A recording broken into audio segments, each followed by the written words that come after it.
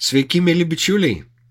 Pirma, noriu pasidžiaugti, kad mano kanalas perkopė 1000 prenumeratorių ribą. Dar sausio mėnesio pradžioje mano sūnus Radvilas, kuriam 9 per gimtadienį, man palinkėjo šiais metais sulaukti 1000 prenumeratorių. Na, atsakiau, gal iki pabaigos metų ir išsipildys tavo noras. Tačiau Dievas girdi mažųjų maldas, atsako jų troškimus, palinkėjimus. Ir štai, dar ne pasibaigus pirmam ketvirčiui, šitas jo troškimas išsipildė. Tai atveria šiek tiek naujų galimybių. Ir visų pirma, tai galimybė burti tikėjimo piligrimų bendruomenę. Ir skirti jums dar papildomo dėmesio. Ir iš tiesų aš galvoju pamėginti, pažiūrėsime, ar tai pavyks, bet jau nuo dabar jūs galite ne tik prenumeruoti, bet ir jungtis prie bendruomenės, paspausdami jungtis mygtuką, kuris turi atsirasti. Paieškokit jo, jeigu nerasit, aš aprašymo apačioje įdėsiu nuorodą, kuri nuves jūs į tą pasijungimo puslapį. Bet šiaip tikriausiai atrasite. Taigi, tada pasirinkę jums tinkamą variantą, jūs tampate bendruomenės nariai. Galvoju, kai bus kokį 12 narių jau, galima bus pradėti tuos tiesioginius pokalbius, srautus, kuriuose galim aiškintis jums rūpimus klausimus, ar aš galbūt kažkokiais man rūpimais dalykais pasidalyčiau, kurie nelabai yra tinkami viešoje erdvėje, ar tiesiog bus galimybė artimiau susipažinti, sukontaktuoti. Ir iš tiesų, jeigu esate nuolatiniai mano kanalo žiūrėtojai, stebėtojai, jeigu tikrai keliaujate drauge šioje tikėjimo kelionėje, junkitės, kviečiu. Na, o šią savaitę mane pasikvietė Biblijos draugijos direktorė ir projekto vadovas Vilhelmina su Tomu įrašyti radijo laidą. Gavos tikrai šaunus pokalbis, mes aptarėm daug įvairiausių klausimų susijusių su Jono raštais, kuriuos šiuo metu aš verčiu ir kuriems rašau komentarus. Darbas jau įpusėjo ir duos Dievas metų gale turėsime parengtą jau paskutinį 5 naujo vertimo leidinį. Viso pokalbio nedėsiu, bet kai kuriais labai įdomiais fragmentais nusprendžiau su jumis pasidalyti. Ir sužinosite, kuo Jono evangelija skiriasi nuo kitų evangelijų, kuo jį ypatinga man ir dar daug šaunių dalykų ir įžvalgų. Taigi, gero žiūrėjimo. Patinka? Prenumeruokite. Esate užsiprenumeravę? Tapkite nariais. Ir pirmin, judėkime toliau su Dievo palaiminimu.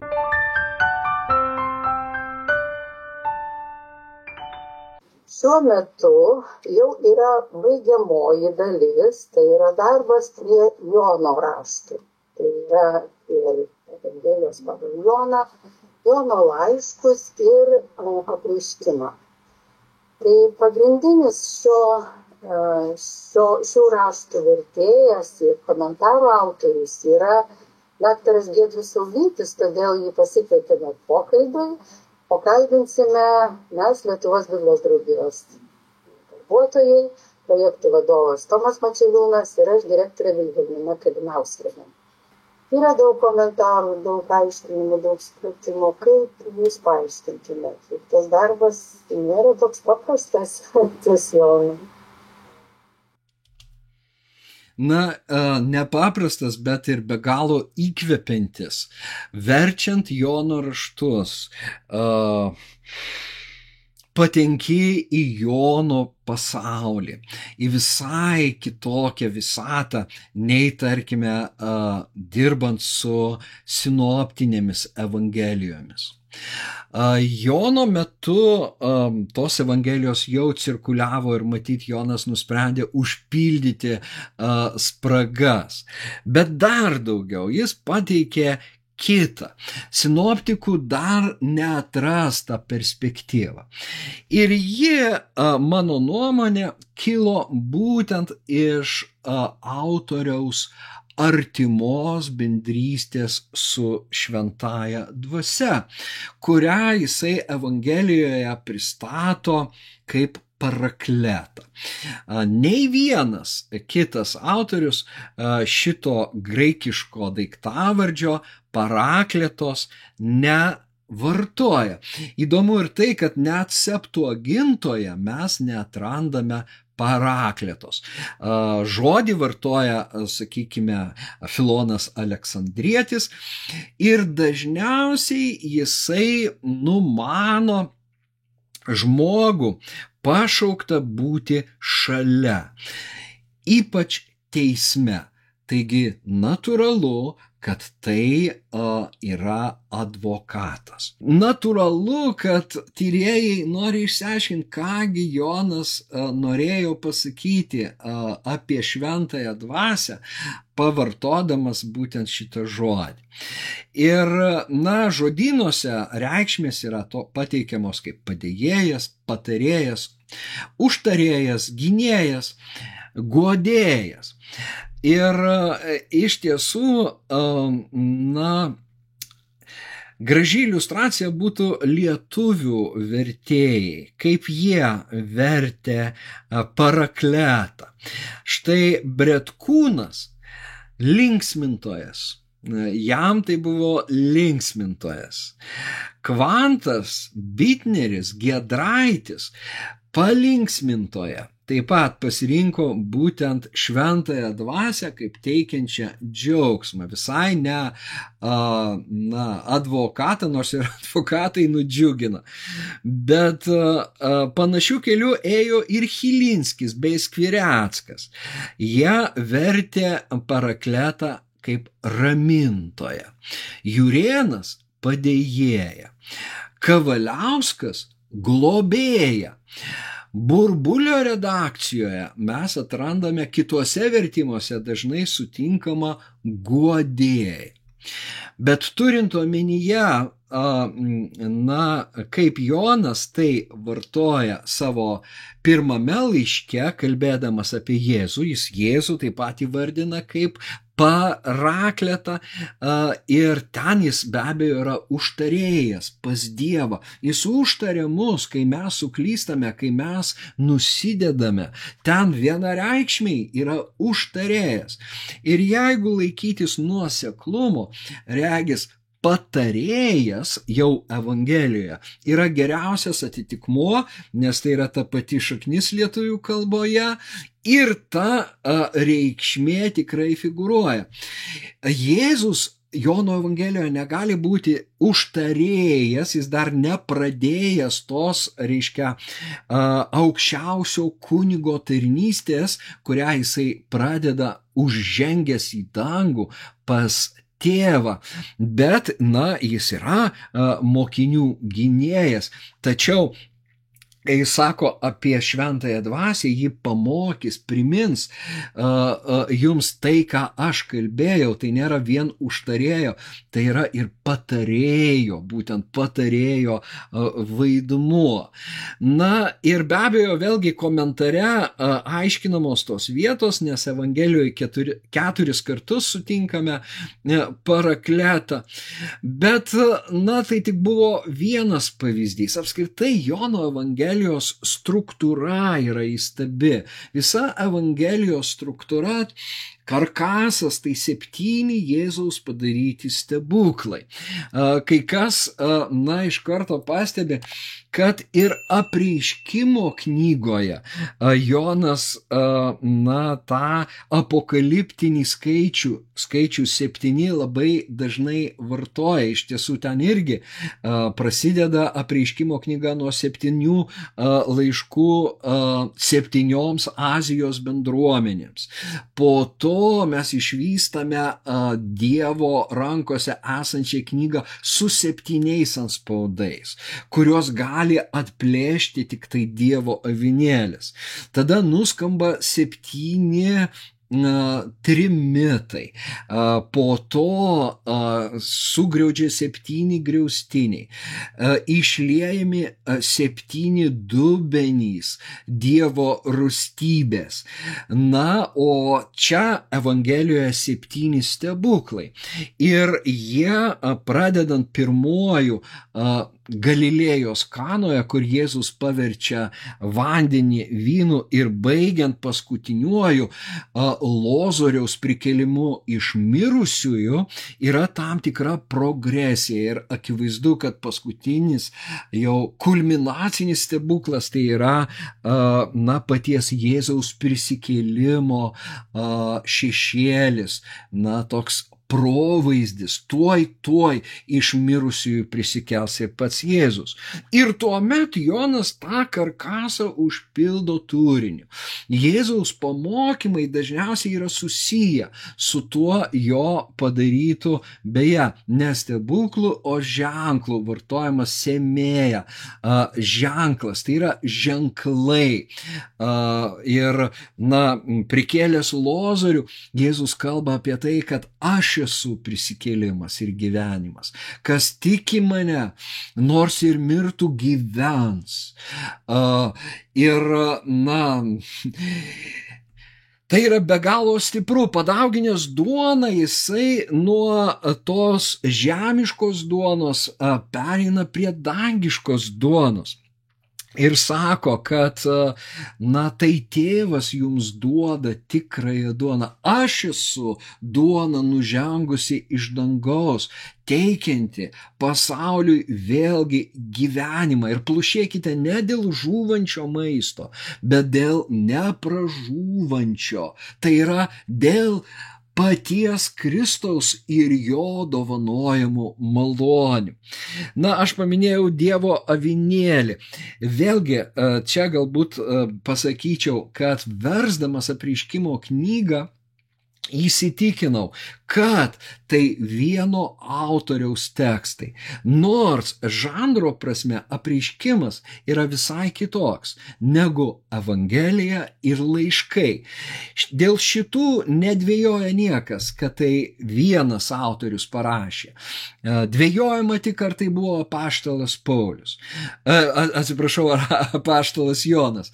Vieniems tai Jono mokinys, Jono pasekėjas, iš jo bendruomenės, iš jo aplinkos. Kitiems taip pat Jonas, bet tai netiek svarbu, kai kas tikrai dvejoja, kad Apreiškimą parašė tas pats žmogus, bet man visos dvejonės išsisklaidė. Ir čia aš tik tai turiu laiko pateikti vieną pavyzdį. Tik Jonas savo Evangelijoje parašė, kad Jono Krikštytojo lūpomis, štai, kuris mato ateinantį Jėzų, tokius žodžius: štai Dievo avinėlis, kuris neša pasaulio nuodėmę net 2 kartus. Ir Apreiškimo knygoje, žiūrėdamas į Dievo sostą, jis išvysta ne karalių, o avinėlį stojantį sosto viduryje, tartum užmuštą, vėlgi į nuorodą į Kristaus nukryžiavimą. Bet tai negali būti atsitiktinumas. Tas Dievo avinėlis ir vienoje ar kitoje vietoje, jis turi labai gilias teologinės konotacijas, kurios nuveda mus tiek į Paschą, į pirmąją Paschą Izraelio, tiek į Jom Kipurą, į atpirkimo dieną, kai aukojama ir gyvuliai, atnašos ir apvaloma Izraelio tautos nuodėmė. Ten yra netgi vienas ožys, ant kurio galvos uždėjęs rankas, aukščiausiasis kunigas išpažįsta visas tautos nuodėmes ir tas ožys yra išleidžiamas į dykumą. Jis išneša tas nuodėmes. Jų nebėra tautoje. Štai Dievo avinėlis, kuris neša jau ne Izraelio nuodėmę, o viso pasaulio nuodėmę. Jis išneša į dykumą. Jų nebėra tų nuodėmių. Štai kodėl tikėjimas Jėzumi tampa toks svarbus. Na ir apskritai Jono prologas pradžioje buvo žodis, tas žodis buvo pas Dievą ir žodis buvo Dievas, mus perkelia į amžinybę. Matas, pradėdamas Evangeliją, jis rašo Jėzaus Kristaus, Abraomo sūnaus, Dovydo sūnaus kilmės knyga. Jis grąžina mus iki Izraelio protėvio Abraomo, na ir mesijinio karaliaus mesijinės figūros Dovydo, parodydamas, kad Jėzus yra tikras izraelitas, nes jis rašo izraelitams, hebrajams ir lauktasis, žadėtasis karalius, mesijas. Bet Lukas, kurio auditorija yra platesnė, ten graikai pagrinde, na tas Teofilis, gerbiamas Teofilis, yra graikas ir, na, graikų bendruomenė. Lukas jau, genealogiją Jėzaus atveda iki Adomo, iki pirmojo žmogaus. Jis nesustoja ties Abraomu. Ir be abejo tai Pauliaus įtaka, nes Paulius kalba apie Kristų kaip antrąjį, paskutinį Adomą. Ir Lukas eina iki Adomo, bet tada pasako, kad tas buvo Dievo. Taigi Jėzus yra ir Adomo, ir Dievo sūnus. Tačiau Jonas, Morkus apskritai tiesiog iššoka iš karto į Jėzaus tarnavimą, pradėdamas nuo Jono Krikštytojo, be kilmės knygų. O Jonas pirmoji eilutėj pasako, aš grįžtu, pradeda jisai taip kaip Mozė, tai pradžios knygos pradžioje, enarche, pradžioje Dievas sukūrė dangų ir žemę, bet čia pradžioje buvo žodis. Žodis buvo pas Dievą ir tas žodis buvo Dievas. Tai yra taip įstabu. Ir tas žodis tapo kūnu ir mes regėjome jo šlovę. Šlovę tėvo viengimio sūnaus. Pilno, palaiminimų, pilno malonės ir tiesos. Ačiū Giedriau. Tikrai kaip skaitytojas aš esu patyręs labai daug džiaugsmo skaitydamas tiek komentarus, tiek tekstą. Kartais neskaitau netgi teksto, bet skaitau komentarus ir tiesiog mėgaujuosi tenai atrastais perliukais. Ir iš tiesų komentarai daugeliu atžvilgių man padėjo pagauti, apie ką eina kalba.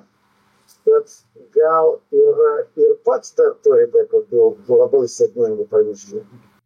Atsakydamas į šį klausimą, aš pasitelksiu jau mūsų skaitytą paragrafą iš laiško Kolosiečiams. Paulius rašo, kad savo kentėjimais už tikinčiuosius jis papildo, ko trūksta Kristaus vargams. Bet ką galėtų reikšti šie apaštalo žodžiai? Juk atperkančioji Kristaus auka yra tobula ir niekas niekaip jos nebegali papildyti. Kągi tada Paulius turi omenyje? Norint atsakyti į šį klausimą, jau reikia pasitelkti kitus Naujojo testamento autorius, knygų autorius, pasitelkti Senojo testamento pranašus ir net tarp testamentinius tekstus, judėjų, rabiniškus, tarp testamentinių laikotarpiu rašytus tekstus. Ir būtent tai daroma komentare. Aš jo viso neskaitysiu, bet šitie klausimai yra aptariami. Ir pateikiamos nuorodos į 2 vietas, padedančias išsiaiškinti, kokiusgi Kristaus vargus Paulius manėsi papildantis.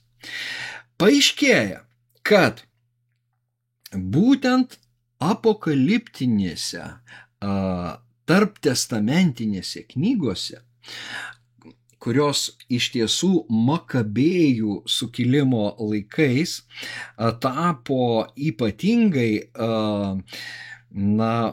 aktualios, pasigirsta užuominos, kad ateisiantis Mesijas, kurio Izraelio tauta laukia, iš tiesų kentės. Ir tie, kas juo seks, dalyvaus mesijinėse kančiose, mesijiniuose kentėjimuose. Ir šitie kentėjimai, šitos kančios, tartum gimdyvės sąrėmiai, gimdymo skausmai, priartins naująjį, būtent mesijinį amžių. Ir pirmoji vieta yra, į kurią pateikiama nuoroda, yra į Apreiškimo knygos 12 skyriuje aprašytą ženklą, kurį regi Jonas.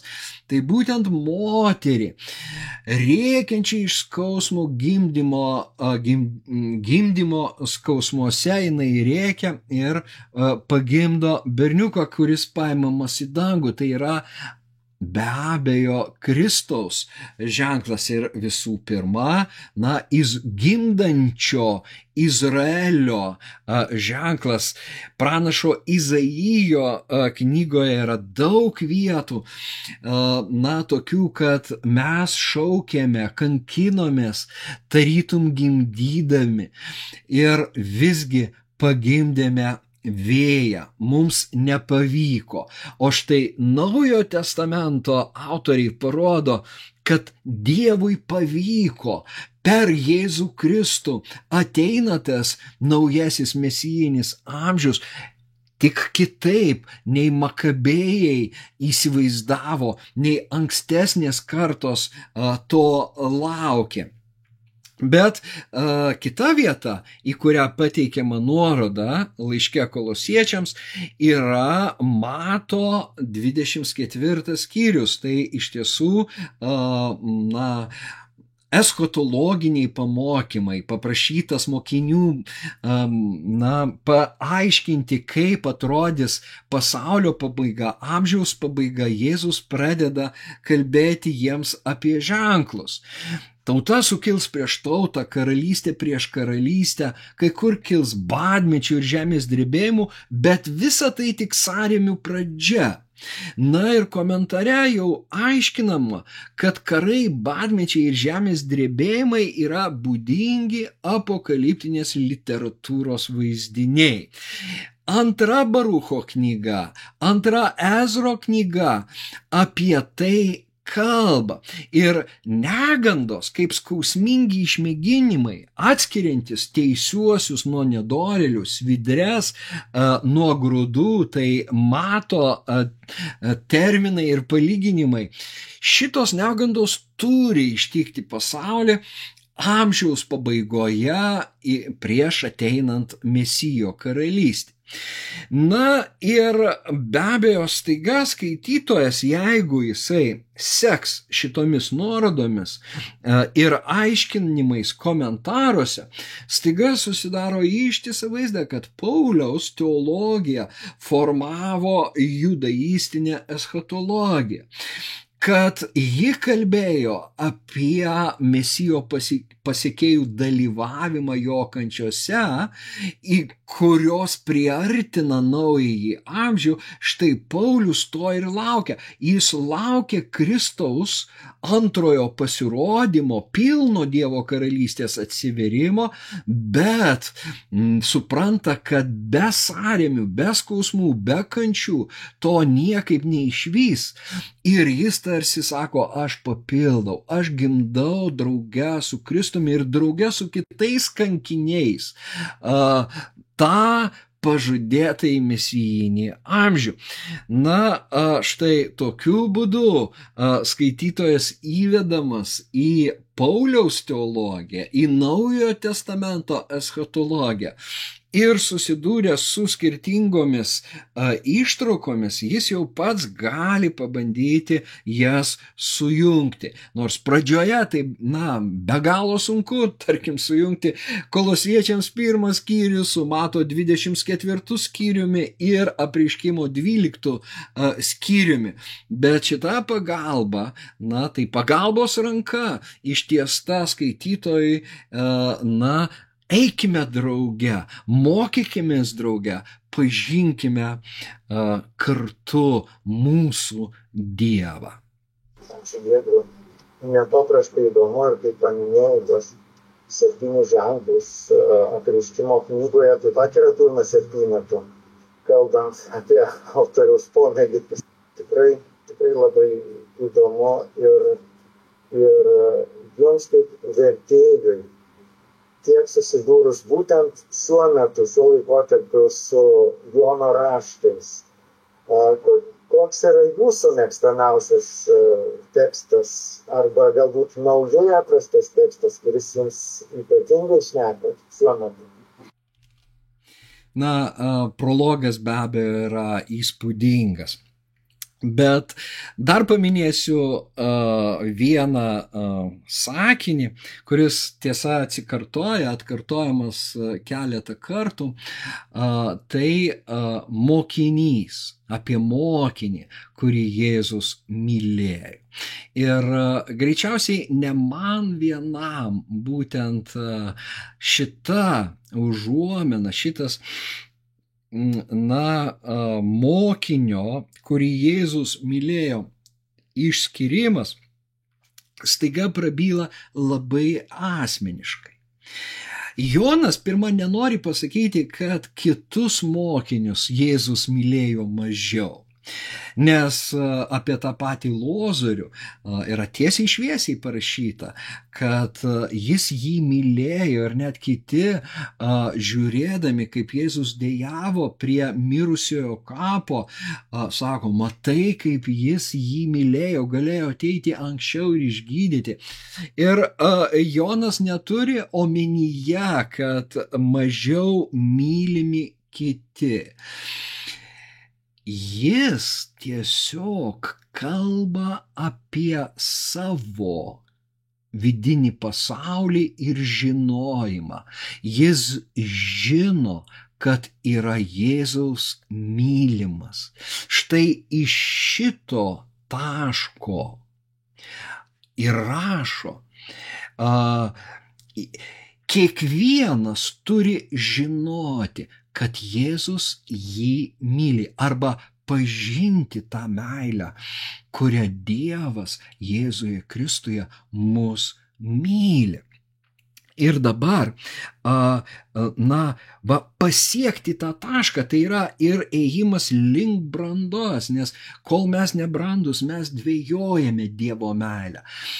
Gal aš esu atstumtas, gal nepakankamai mylimas, koks aš krikščionis, bet mes turime eiti ir ateiti iki Jono taško, požiūrio taško, šito vidinio įsitikinimo ir žinojimo, kad aš esu mylimas Dievo.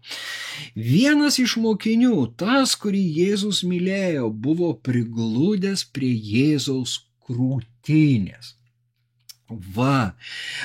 Mokinys, kuris Jėzų myli, prisiglaudžia prie jo širdies, girdi jo Kristaus širdies plakimą. Graikiškai šiame tekste dar yra paslėptas vienas prasminis niuansas ir Jonas tai žino. Skaitant lietuviškai mes jį praleidžiame. Graikiškai entoi kolpoi tu Jėzų prie Jėzaus krūtinės žodis kolpos yra glėbys, užantis, krūtinė, įlanka. Ir jį Jonas pavartoja prologe, kalbėdamas apie Dievo Tėvo ir Dievo Sūnaus santykį. Ten mes skaitome, Dievo niekas niekada nėra matęs. Viengimis Sūnus, Dievas, esantis Tėvo glėbyje, mums jį atvėrė. Taigi pirmu atveju kolpos verčiamas kaip tėvo glėbys, truputį ir pati konstrukcija skiriasi eiston kolpon. Į tėvo glėbį jau visai pažodžiui būtų Jėzus yra, įsirėmęs, įkritęs, o jau tas mokinys yra prie arba, pačiame glėbyje, prisiglaudęs prie krūtinės. Bet kuriuo atveju tai yra be galo artimos bendrystės apibūdinimas. Kaip tėvas ir sūnus yra viena. Ir kaip šventoji dvasia išeina iš tėvo ir sūnaus. Taip Dievas nori, kad mes su juo būtume viena. Štai kaip Jonas buvo prisiglaudęs prie Jėzaus krūtinės, taip ir mes. Jonas tarsi štai taip netiesiogiai kviečia skaitytoją, kiekvieną iš mūsų, prisiglausk prie Jėzaus, nurimk prie jo krūtinės. Nėra nieko geriau, kaip atrasti ramybę, nes ten tuoj pat Jėzus pasakys, nepaliksiu jūsų našlaičiais, ateisiu pas jūs vėlgi per šventąją dvasią ir palieku jums ramybę, kokios pasaulis duoti negali. Štai tokią ramybę Jonas, žinodamas, kad yra mylimas Dievo ir Kristaus mokinys, kviečia ir kiekvieną iš mūsų prisiglausti prie Jėzaus, panašėti į jį, supanašėti ir būti viena su Dievu, Tėvu, Sūnumi, šventąja dvasia ir atrasti tą vienybę tarpusavį, tarp brolių. Tokia yra iš tiesų 17 skyriuje Jėzaus malda. Štai, šitos vienybės aš ir norėčiau palinkėti visiems mėlyjams klausytojams. Kristaus asmeninio pažinimo, tikro pažinimo ir tikro liudimo, kad aš esu Dievo mylimas, tu esi Dievo mylimas. Todėl mes turime mylėti vienas kitą, nes tik iš to žmonės pažins, kad esame Kristaus mokiniai, jei mylėsime vienas kitą.